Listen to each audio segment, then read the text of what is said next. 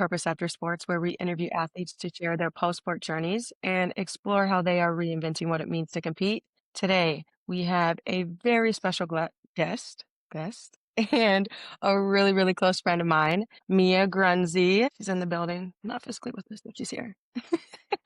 She's a former Division I volleyball player at the Ohio State University, where she earned both her bachelor's in the sport industry and her master's in sport management. Since then, she stepped into the world of independent wrestling and has also worked behind the scenes in the NIL space. I'm so excited to hear her story and perspective and all things life after college sports. Mia, thank you. Thank you for being on here with us today. Missy girl, it's finally time. I've been waiting for this one. We've been waiting for this one. I've been asking her for like probably since the second time we sat down. So it's a long time coming. And hopefully she'll be on again. So don't scare her, audience. We need her back. All right. So let's go back in some early days for Mia. Can you take us to when you first fell in love with volleyball? When did that start for you? Wow. I haven't reflected in a long time, so this will be good for me. Wow, yeah. I started playing when I was, I think, 11, and I started off at a smaller club closer to my hometown, um, and really just did it at that time because I love to. I feel like a lot of athletes can relate when you first start. It's not because you have this huge goal in mind, but it's because you love what you do and you're there to hang out with your friends and have fun and be competitive. So I played my first 2 years at a smaller club that taught me so much about the game, and I would not be where I am without them. And then I started playing for a larger club in the area when I was 12. I yeah, I went there when I was 12, so, that was Monkey Sting, if we have any Wisconsin volleyball fans or players on here. Yeah, and I think then it got a little bit more competitive and a little more serious, but I was still young, so at that point, I was just playing to play and having a good time. So if people can't tell from you sitting down, Mia is she's over 6'2". She's one of our tall girlies. When did that start happening? Was that junior high where that you started getting taller than all the other girls? And were you automatically kind of put in the front row, or when did positioning start happening? Um, I let me think. I went through my, Facebook messages a while ago and saw that I was, 5'11" when I was, 13 or something. So I was imagine seeing a 13-year-old that's 5'11", that was Yeah. actually me. Um, that's insane. So I feel like I grew pretty early, and I was a setter, and then I would set from the back row and play outside when I got to the front row for my first few years, and nobody believes Oh. me now because I might have been the worst setter. Not even might have. I was the worst setter on my college team. One of my coaches called me Edward Scissorhands because I couldn't set, but I did set for a few years, so yeah, and then That eventually they can were be just tough. like, "You can stay on the outside." Some people tried to put me in the middle, which is typically, the tallest Yeah. players, um, but also, yeah, I'm tall, but once you get to college level, 6'2" is pretty on the taller side for outsides, but still not, a huge outside. Yeah. Okay. So you come from a family of volleyball players. You have sisters that have been raised in that environment as well. What was it like growing up with sisters that played the same sport? Was it competitive? Because you guys are all close in age too. Yeah. So my first volleyball memory, I guess, is my older sister playing on the club team. And I Mm. remember being so invested on the sidelines. I would be so excited when a good server was coming up because I was like, they can get a bunch of points here, just little things before I was even playing. So if my older sister never started, who knows if I would have. Um, and I wouldn't say we were ever really competitive. We were all really close, and I don't know, it never really got to the point I'm better than you, you're better than me, da da da. It was just we're all supporting each other and having a good Yeah. time and going to each other's matches and stuff like that. My parents had a time trying to balance all of us, that's for sure. But and traveling, my aunt and uncle helped so much. I can't even describe how grateful I am for everyone that helped three athletes play travel volleyball. It was insane. I can only imagine. Um, what led you, as we fast forward a little bit, to choosing the university you did? Um, Did you have support because your parents had kind of already been through it with your older sister? Were you just like what made you think that that was a great fit? Yeah. Now recruiting is different. There's like rules where you can't be recruited till you're a junior. But I was getting recruited in like 8th grade. Yeah. And honestly, and I don't know, like, not that I didn't think college volleyball was my dream, but like how I spoke before, like I was just playing to have a good time. And by the Yeah. time I even realized college could be realistic for me, like I was already getting colleges like reaching out to me and I kind of felt overwhelmed. Like I barely knew what college was, let alone what I wanted. Yeah. Um, so I kind of like went ghost and I ghosted a bunch of schools for like 2 years, until like my sophomore year in high school. And I was like, all right, I should probably figure out what I want to do here. Yeah. And I narrowed it down to Big Ten pretty quick just because, um, that's where I wanted to play volleyball in the Big Ten. I still believe it's the best conference, and, um, it was at the time as well. Like, there's a lot of good conferences, but at that time, I was just like, "No, I'm playing in the Big Ten." Yeah. And, my top 2 were Purdue and Ohio State, and then, at the time, my club coach, was connected with Ohio State too, so it was kind of like a crazy full circle moment. And yeah, it felt right. Then at the time, like when you're that young, you don't really know. And so I kind of Yeah. lucked out in a way of like it ended up being the perfect fit. Did you go on visits and meet all the staff, or how was that back? I mean, we're similar in age, but, like, even back then, it was still different. Yeah. I went on I went on a visit before I committed sophomore year. So somewhere in sophomore year I must have. And I went on a few visits, like I said, Yeah. mostly Big Ten. Yeah, I just think like I don't know. It sounds so bad, but I was so young and had no idea what I wanted. Like, I just felt like Yeah. it was like, I just felt like, oh, this is a cool place. These people, like the players, are really cool. There's a good city around here. And I honestly didn't even connect all the things till I got there. And I'm like, oh, this is the place we went on my visit. Like, I love it here, Yes. you know? So I don't know. It's so hard for me to talk about recruiting just because I got no idea, like I literally was like 14, I Oh, that's the had truth, no though. clue what was happening. So And you're making a huge life decision at that age, and, I mean, in you're at the top. You've made it to Division Ones. You're in a way kind of signing your life away that young, and it's like, I hope I'm making a good decision. I don't know. mhm. So walk us through the biggest adjustment from you going to high school to the Division One level.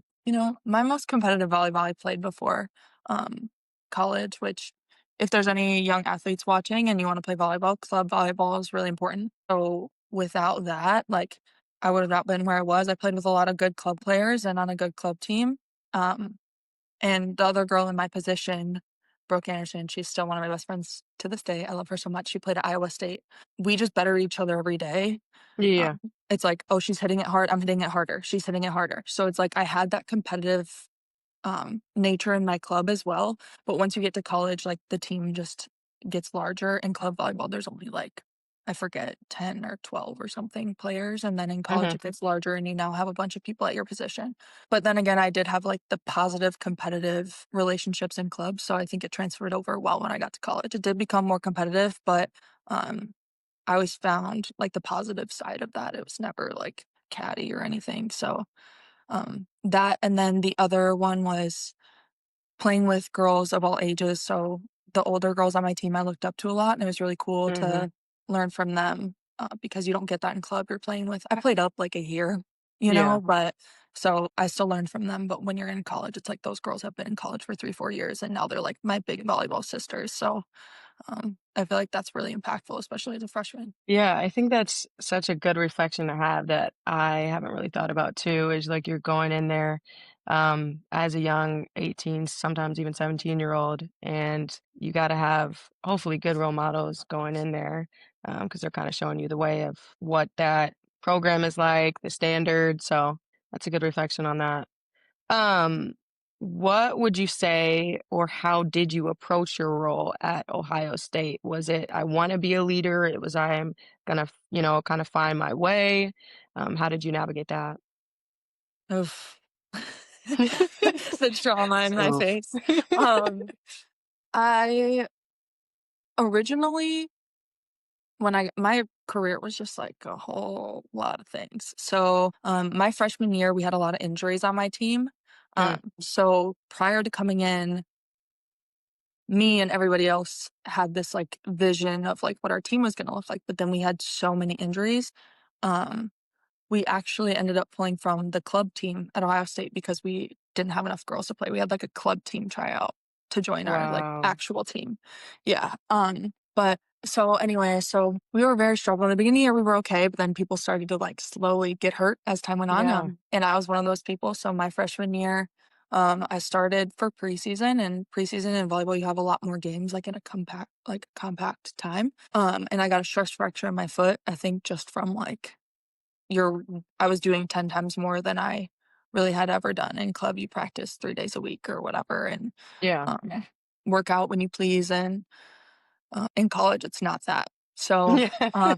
yeah, not that. So, I had a stress fracture and stopped playing, and I had played too many games to redshirt because I played all the preseason games, so I was already, like, 1/3 past the amount of games, Gotcha. yeah, so I started off almost with an injury right away, like, within the first 2, 3 months, and I feel like that kinda, like, messed up my whole mindset, like, I really just went in there to work hard and just kind of catch a vibe, and, Yeah.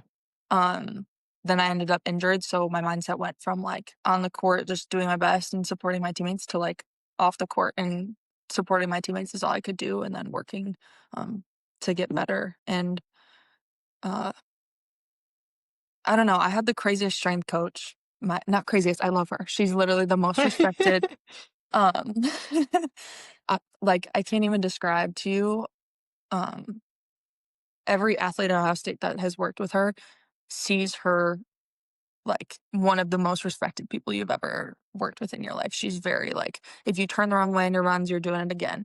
If you, put your hands on your knees, you're doing it again. If you yawn, you're doing push-ups. If you say, "I can't," you're doing push-ups. That type of strength coach, um, and that when I was injured really was something because I was doing, um, every practice that I had to watch, I also had to do a workout, um, not watch not during, but after. So, like, for example, on the road, if we had a serve and pass in the morning, I would Mhm. have to go do a bike workout when we got back to the hotel, and then Mm, they would have a game, and I'd have to do another bike workout because my team did something. gotcha. Uh, or I remember since it was on my foot, I could only do the arm bike. So I was Mhm. doing like the arm bike for 45 minutes by myself, and her. And without my team in the weight room is just like extra stuff. So she really held me accountable towards like, they're doing this and you are too. She's like, they're doing this and you are too. Like you're not getting out easy. And I think that really pushed me to grow in that way because prior, like I said, you don't work out. I mean, you work out, but you don't have like a strength coach like that.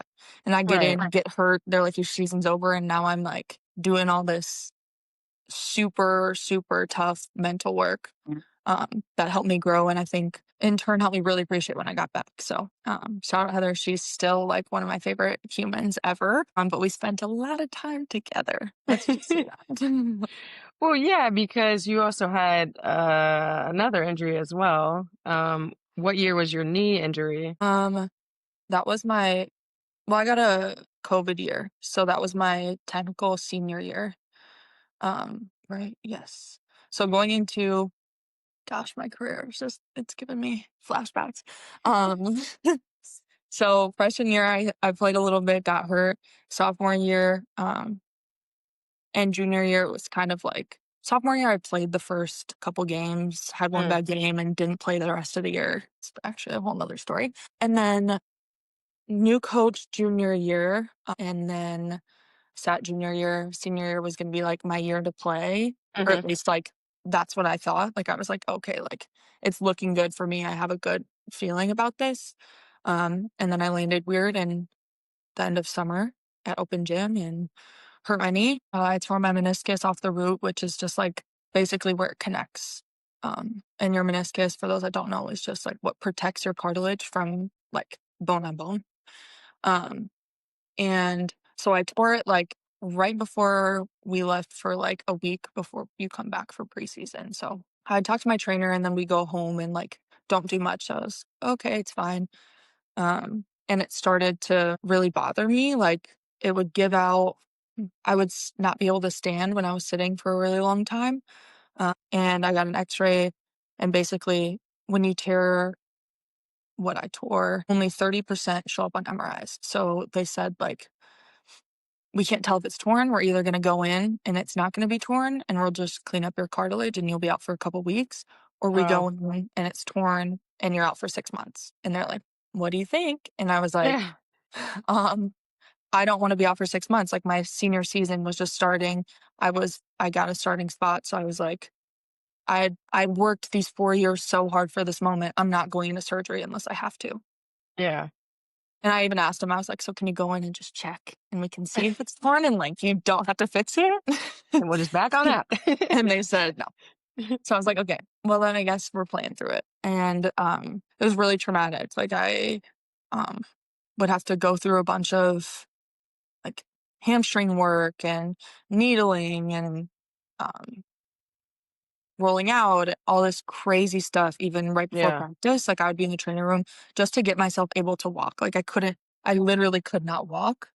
Um, and so I would do all these treatments to, like, possibly just get me through till I was doing, like, BFR before practice, and barely making it. And then it got to the point where in practices, I couldn't really do everything because I couldn't dive over my left knee. And it actually worked out perfectly because, if I have any outsides on here and you're playing off blocker, most of the time you're only going to your right. Sometimes you're going to your left, but it's rare. So it worked for me.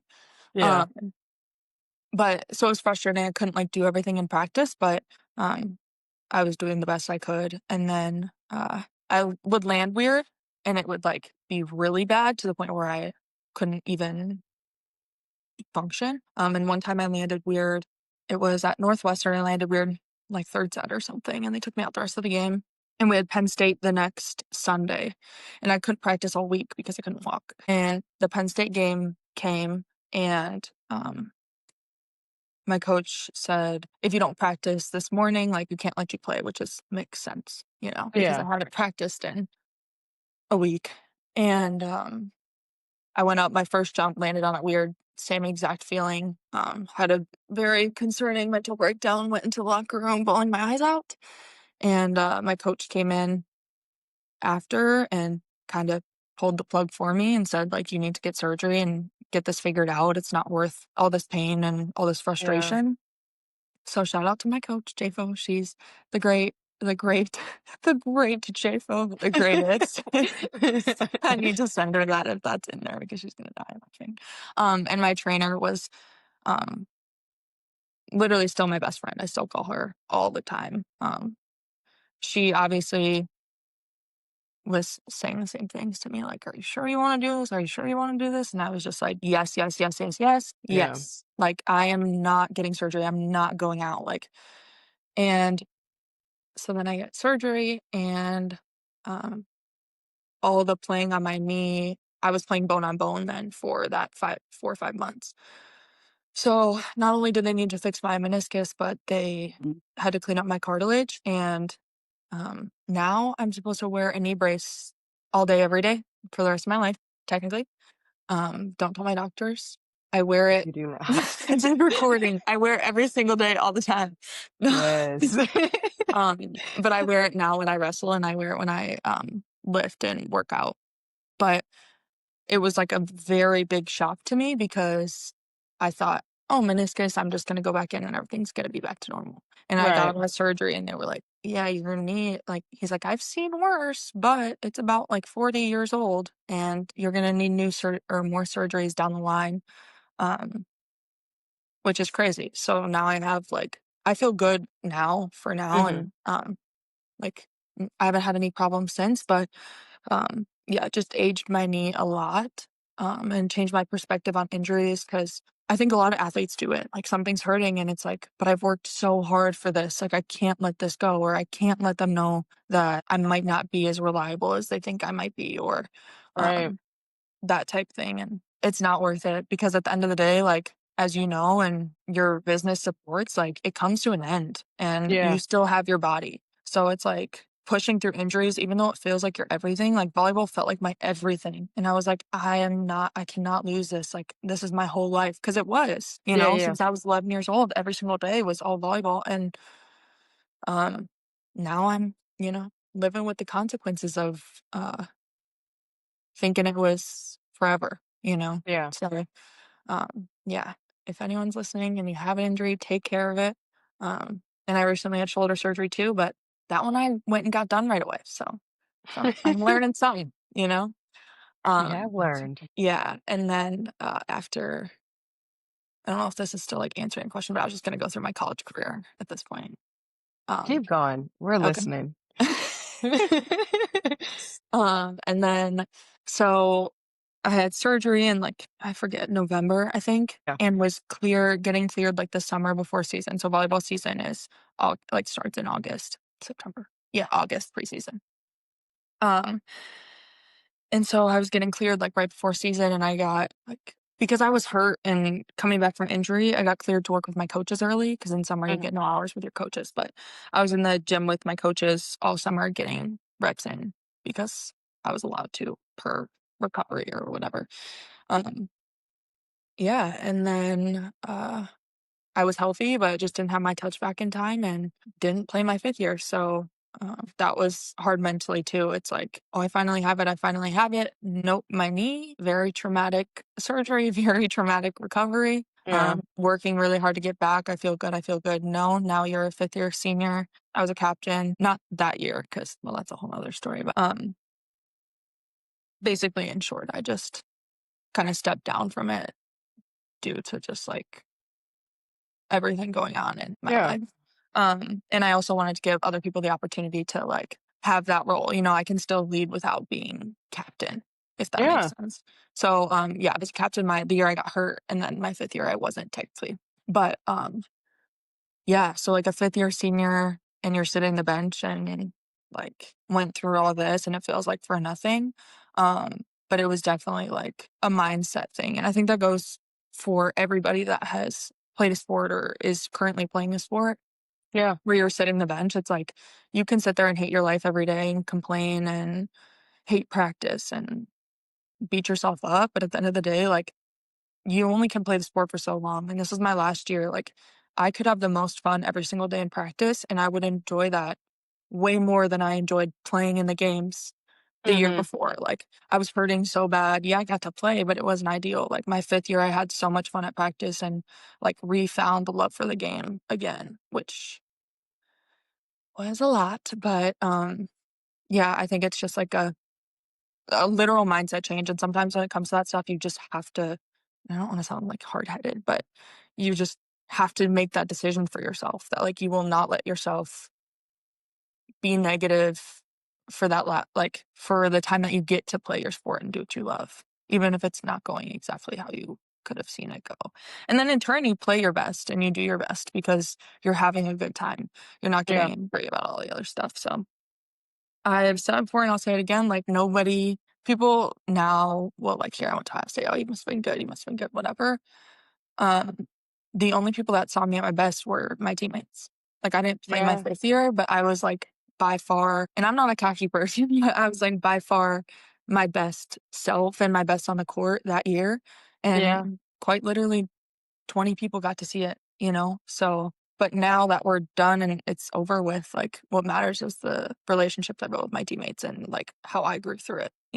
But yeah. Absolutely. Thank you for being so candid and sharing that because I feel that that is such a bigger thing that athletes go to injury, and then also you go from I could make a 30-minute episode just on Mia's accomplishments growing up as a volleyball player. I mean, she was one of the top, not only in her area, but in the country for her age group. So you go from that and then potentially not seeing the floor. And that, I mean, that's things that so many athletes go through. You go from being the best in maybe your county, your city, your state, and then, like, I'm just another one of these people. And how you decided that you're not gonna let that overcome you or that be your defining factor was amazing, and I feel like that can be a learning lesson. Of course, you wanna play it and you wanna work your hardest to maybe touch the floor or be that person out there, but if that is not, or for some reason it can't be, how can I still make an impact?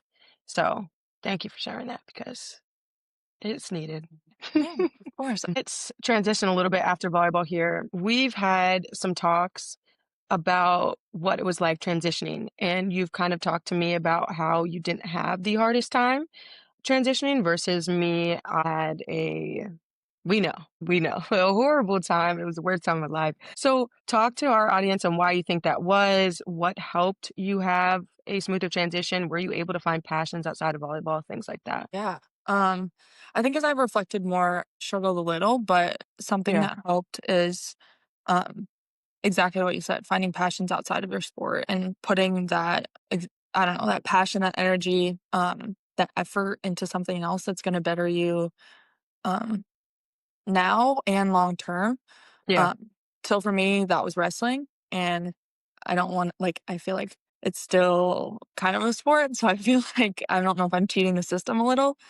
yeah, But it yeah, like, as soon as I was done with volleyball, I, started training about 6 months later, and then that was a whole it's very strange to go from and I think this translates to work world as well, to go from being really good at what you do and, like, years and years and years, and you're good at this and you're the best, to the absolute bottom again, yeah, and that happened with me in wrestling, and it happens in work all the time, because you come out of school as an athlete and you think, like, "Oh, I'm gonna get this amazing job right away," and it's not like that doesn't always happen, you know? Like, you have to yeah. start rework your way up, and as an athlete who's played a sport for a really long time, the last time you worked your way up was when you were 12, 13, 14. Right, right, right. You know? So it's like, that's the first time you've done something new and worked from the bottom in a really long time.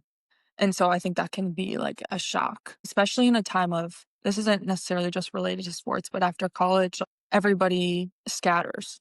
In college, you're all at the same Yeah, level. You're all, you're just graduating, you're graduating. When you graduate, some people get a really great job right away. Some people don't find something for a long time. Some people go in one direction and realize 2 years later, like, oh, wait, now I want to start here. yeah, Um, so you go from like a very structured life and stuff that you're used to like, what do I do now? And, mhm, I think it is important in that way, and I did it too, like checking your ego, because it can be easy out of college, like, oh, you think you're the shit in a way, and you get to the real world and you're not. And so it's like, okay, um, what great things do I still bring into the world, even though I might not be at the top of where I'm at? And so it's kind of been hard. I feel like that's where I've struggled. Like, yes, I've filled the competitive void and I've filled the, um, passion. I put my passion towards something else, yeah, but it's been hard for me to like be at the bottom again. yeah. It's like very, very humbling. And I don't know. I don't know. I don't know how I really want to say it. I don't know if any of that made sense, but yeah, it's been like a very difficult transition of starting back over at the bottom and not working my way up. And I'm like still feeling good, but I think I needed it because you learn so much that way versus going top to top to top to top to top, you know? Um, Heck yeah.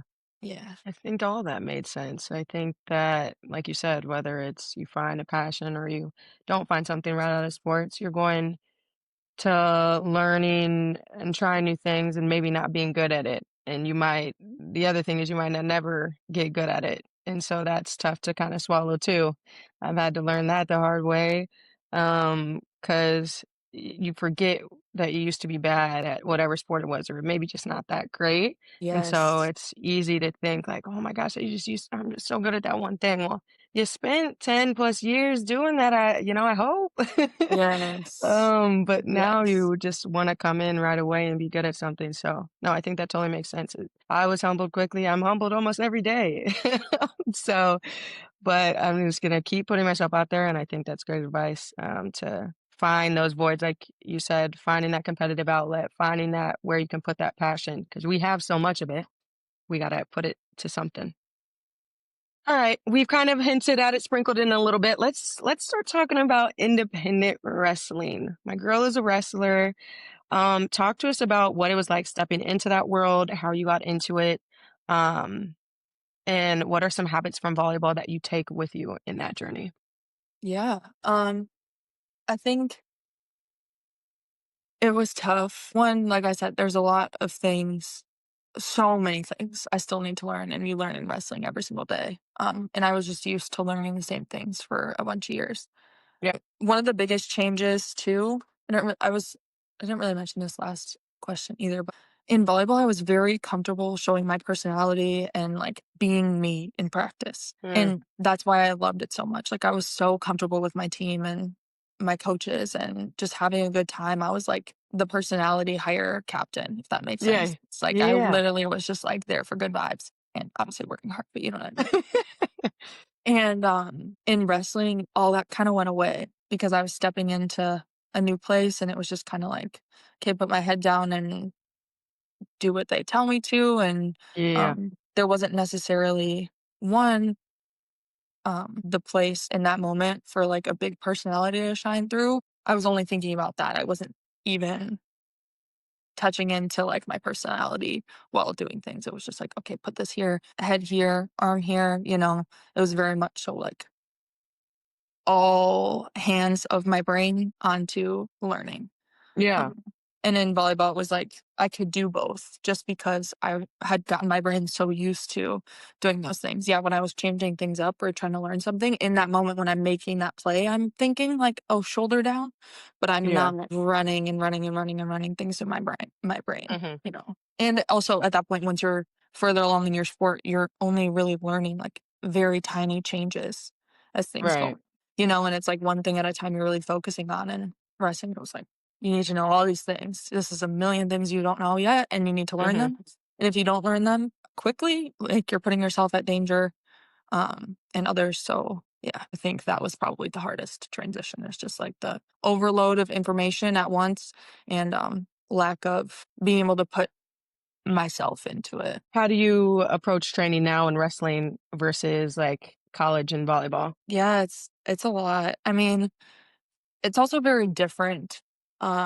It's similar in the way of, like, I'm just gonna do my best every single day and, Yeah. like, be there and show up, so I think that transferred over, just, like, work ethic.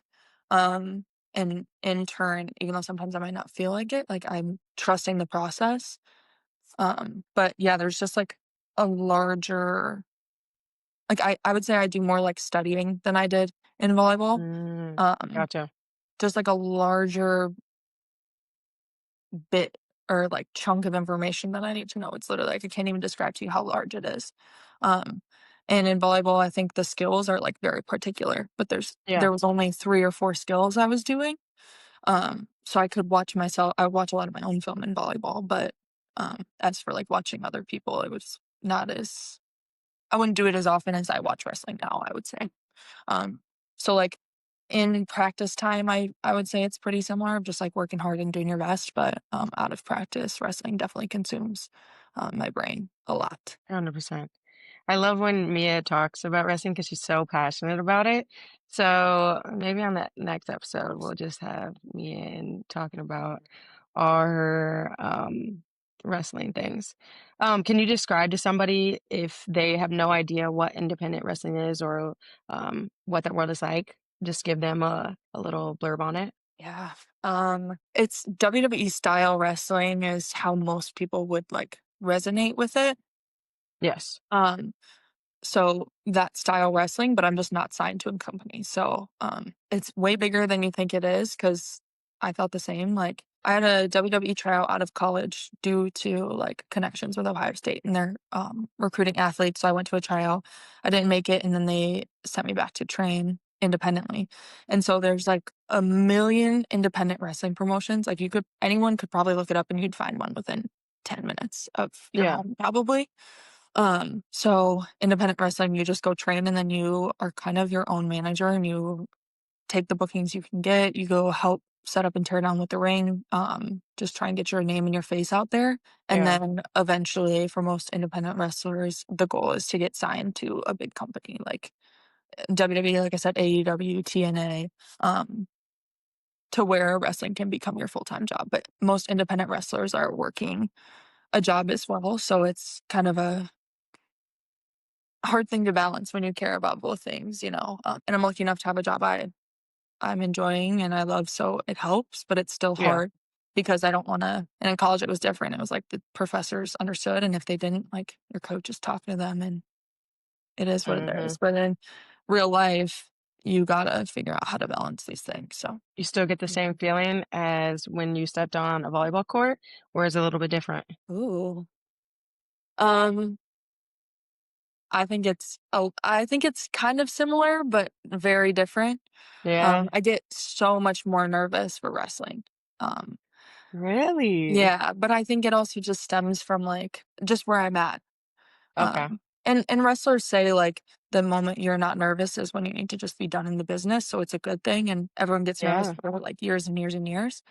Um, but volleyball, when I stepped on the court, I would be nervous, like, the feeling I get in wrestling, but as soon as that first I guess wrestling's kinda similar then.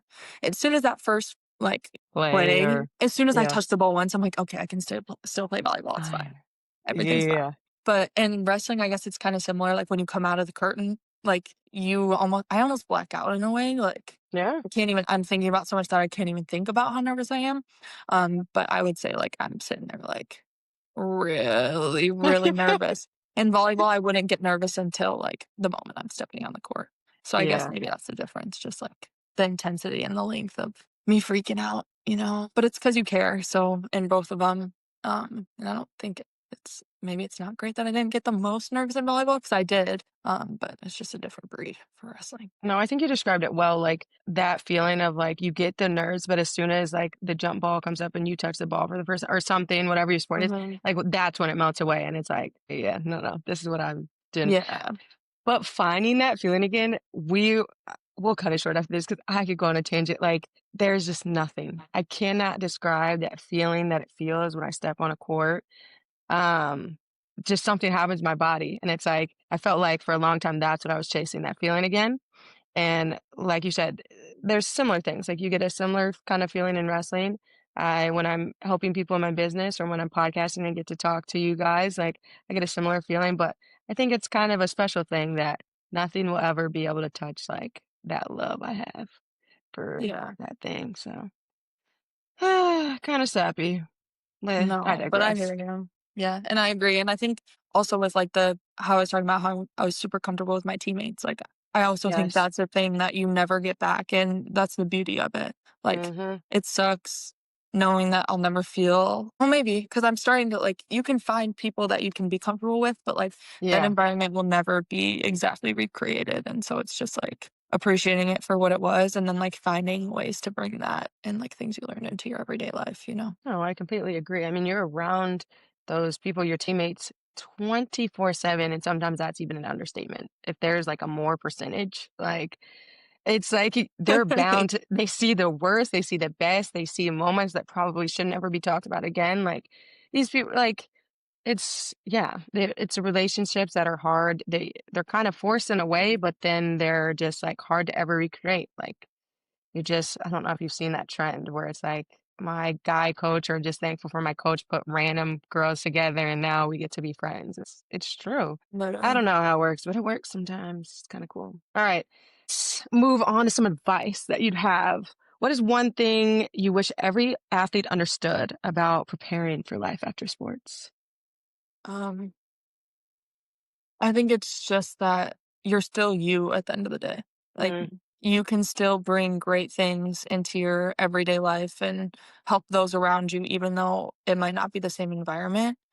Um, and yeah, I feel like that's just the most important thing is still finding your value and how you can add great things to your life and other people's lives, even though it's not directly in your sport anymore. that's the only clip going to be on this episode right there. You are still a person without your sport. You are still a person with it. Like you are you. I love that. If you could go back and give your freshman year self advice for college, what would you say? I think just that it's not gonna go how you expect it to go. It's gonna go better. And not in a way of like, on paper, it might be a Yes. little worse, but you're gonna learn so much and it's gonna mean so much to you, and you're gonna be the person you are when you graduate due to all those obstacles and due to those direction changes that you face along the way. I didn't send you these questions, but I feel like you prepped for these. That was good. That was a good one. Oh, I like it. All right. What I got another deep question, then we're wrapping up with rapid fire, so I won't keep Okay. you hostage too much longer. How would you define success for yourself now? Feeling a little when I reflect, I get kind of emotional. Okay. Um, I think like finding happiness in the small things and in the process, and gratitude. Like it's kind of embarrassing, but true gratitude makes me bawl my eyes out. Like I used to make fun of my mom all the time for crying, happy crying. Yeah, yeah, yeah. And I do it all the time now, and that's so embarrassing. But I literally was like crying the other night alone because I just when I truly think about like all the things that I'm so blessed to have experienced and like about myself and the people in my life, like I bawl my eyes out. And it's easy to forget about those things when you're going through a struggle. Yes. And yeah, so I think obviously there's a big picture of success of like where I want to be in goals and dreams, but like along the way is what matters. Otherwise, you're going to get there and be like, well, what happened to these past 25 years of my life? You know, I wished them all away, wishing I was at this spot. Now I'm here and now what? So, Yep. yeah, I think success to me is just like being very mindful of what is great in my day to day life now. All right, Mia, we're gonna end on some rapid fire questions. First thing that comes to your mind, no thinking. Okay. Okay. Hit us Also, with it's just this. chapstick. Everybody, I don't want anyone to drink that. I'm holding some. Thank you for clarifying that, Mia. Oh gosh. All right. What's your favorite volleyball memory? Doesn't have to be in college, but it can be. Sorry, I know this is rapid fire, and now here I am. I don't know. There's a lot off the court. I honestly prefer off the court memories than on. Yes. But there's so many that I can't even like cycle through them right now. So I guess I'll just go on the court. I was hurt during this. I had a torn knee, but my first game of my senior year, like the year I was actually playing, I Yeah. played really well, and like all the little girls were so excited to high five me and take pictures and stuff like that. And I was just, I don't know, like it kind of made it feel like for a second that all that hard work paid off. Yeah. That's a good one, Mia. All right. What's your favorite wrestling memory so far? I think I'm living it. And that sounds so crazy, but like this past, we're gonna keep it on the down low, people. Stay tuned. But these past 2 weeks have really, and I want to knock on wood, have really been like surreal. Um, Yeah. right now I'm down in Florida, just getting some training in, and um, I had a really great opportunity last week, and have some really great ones coming up in the next couple of weeks here. So, just trying to stay in the moment, and I think I'm gonna look back on this time as like a really transformational part of my career, so I'm really excited. I am too for you. Thanks. Go to hype song. I know one of Thank them. Let's see if you. you say the one I'm gonna think. I know what you I know what you think. Yeah, I mean, I know you're thinking Dreams and Nightmares. That's always up there. Always up Don't there. play that around her. Uh, Don't play it around her. but my entrance song right now for wrestling is 6 Foot, 7 Foot, so that one. But I don't really like to listen to it outside of when I'm coming out to, you know. Gotcha. But yeah, I would say those two. But I'm also a sappy music girl, so I like the emotional stuff, you know. But Oh my word. Okay, pre-game or a pre-match ritual that you had, or even like a superstition? um, see, I'm kind of anti-superstition because I get scared that if I can't do that thing or don't have that with me, then I'm gonna freak out. So I Mm, try to ignore anything that might be coincidental, or that could become a superstition volleyball wise. Wrestling wise, um, it's more of just like my process of getting my mind right before I go outside the curtain and like just positively talk to myself to get my confidence up there before I go out there. love So it. simple really.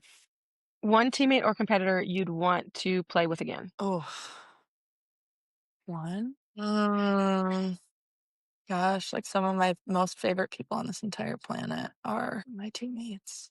Um, This has turned I don't know. into Yeah, this is really tough. This is lowest really rapid tough. fire. I think I'm gonna have to go with the Kylie Murr. She was my libero or our libero in college, and one of my best friends to this day. She's just literally the most ball of fire human I've ever met in my entire life. And she's gonna get on your ass, but she's also gonna support you. Yeah. Just like one of the best to ever do it, I swear. I love her. We love her. All right, favorite place you've traveled for your sport? If any of my teammates see this, they're gonna laugh. But we went to a, international trip in Brazil and Peru. Oh, wow. Um, and it was something, traveling with a big team is like it can become a lot. But, like, there were really, really great and, like, beautiful moments that came out of it, and a lot of good memories, so I would say probably that. Okay. Best piece of advice you've ever received? Ooh, I don't know. No, I was kinda, like, trying to think for myself. Yeah. Uh, Yeah, how about you? Hmm, I actually have one, Mia, but okay, it's go. not my rapid fire. Yeah, it is, Um, go.